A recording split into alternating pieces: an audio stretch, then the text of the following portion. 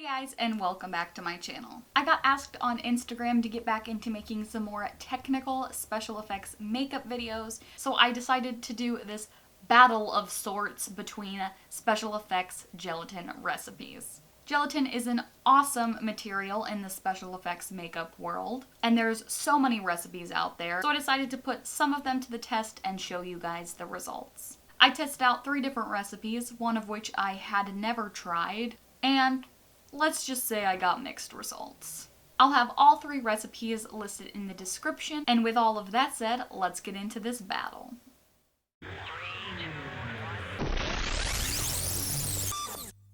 So for recipe 1, you'll need a cup and stir stick, honey, glycerin, some tinted powder, and unflavored gelatin.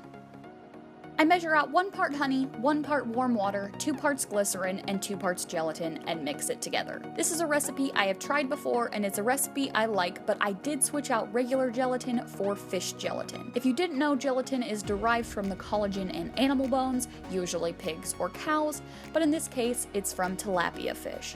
I'm a pescatarian, which is why I decided to test this out, but I will say it leads to a softer gelatin, probably because of the lower bloom, which is both good and bad because it tends to want to reliquefy more easily with your body heat.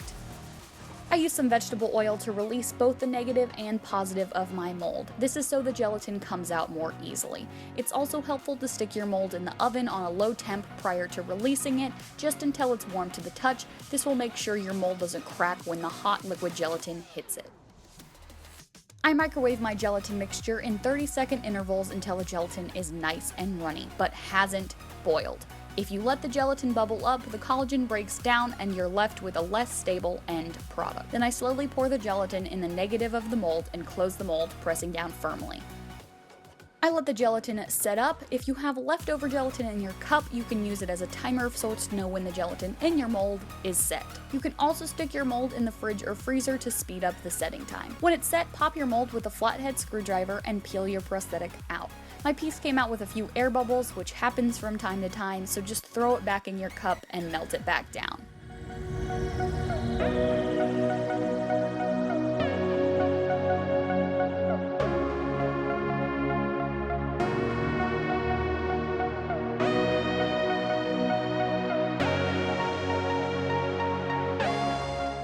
For recipe 2, you'll need a cup and stir stick, gelatin, sorbitol, glycerin, and tinted powder. You'll also need a scale that can measure grams. So I measure out 65 grams of glycerin, 65 grams of sorbitol, and 35 grams of gelatin. And side note, I did heck up and I bought powdered sorbitol instead of liquid sorbitol because the last time I used this recipe was back in school about 3 years ago, and I could not for the life of me remember which form this recipe called for. And this resulted in a really grainy, not so great gelatin. But even in school, I never had a lot of success with this recipe. Even with liquid sorbitol, I find this recipe a bit grainy. One of my classmates swore by mixing the ingredients together and letting them sit overnight before microwaving it, and he always got beautiful results, so that's something to experiment with. I microwave this mix for 3 30-second intervals, stirring between each session. I mix in some powder foundation to slightly tint the gelatin. That's the best thing about this recipe, how light in color it is. That makes it really easy to tint whatever color you want, whereas the other recipes result in a darker final product, which is hard to tint lighter. Then I pour it in my released mold and wait for it to set.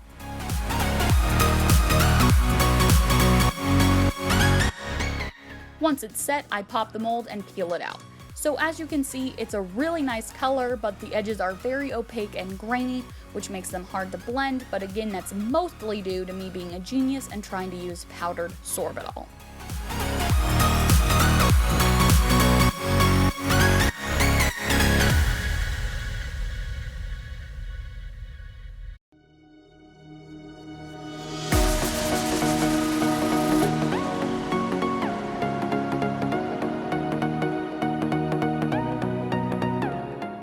So for recipe 3, you'll need a cup and stir stick, fast-rising yeast, gelatin, and glycerin.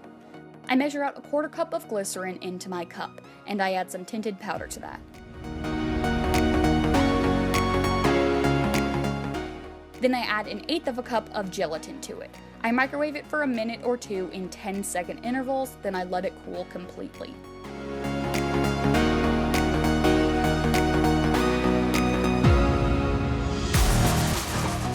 While my gelatin mix is cooling, I combine a teaspoon of yeast with 3.5 teaspoons of water and let it sit for 2 minutes.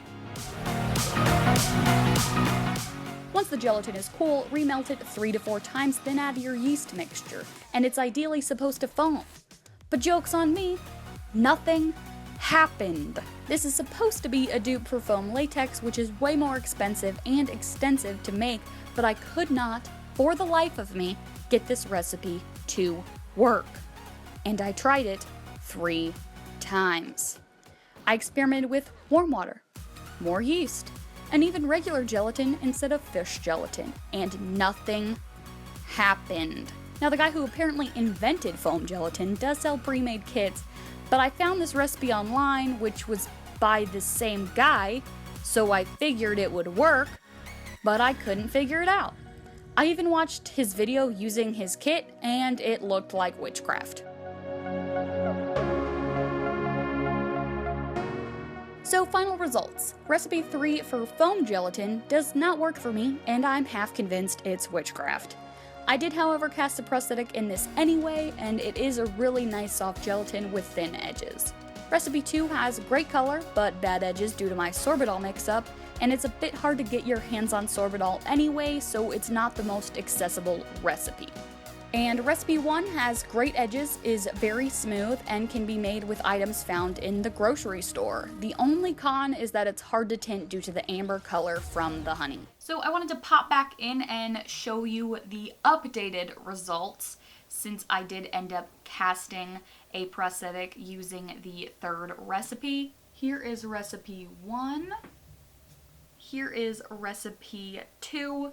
Don't mind the green, it got some body paint on it. And here is recipe 3. It did have some little holes and divots in it, but as you can see, it does have really nice thin edges, but it does have that same kind of ambery color as the 1st recipe, which would make it kind of hard to tint. Now, this particular prosthetic wasn't really an ideal one to cast in gelatin in the first place because of the little thin spot on the nose. Gelatin is really intended to be tinted to a skin tone and then applied because it has such a lifelike depth and texture. But because this piece has that little thin piece over the nose, you just have to end up painting over it, so then you lose all of the advantages of it being cast in gelatin. This was really just the tip of the iceberg in terms of gelatin recipes. I've seen other foam gelatin recipes. I've even seen vegan gelatin recipes out there that don't even actually use gelatin. So if you'd like me to test those out, let me know in the comments. I hope you have a great rest of your day, and I will see you later. Bye, guys.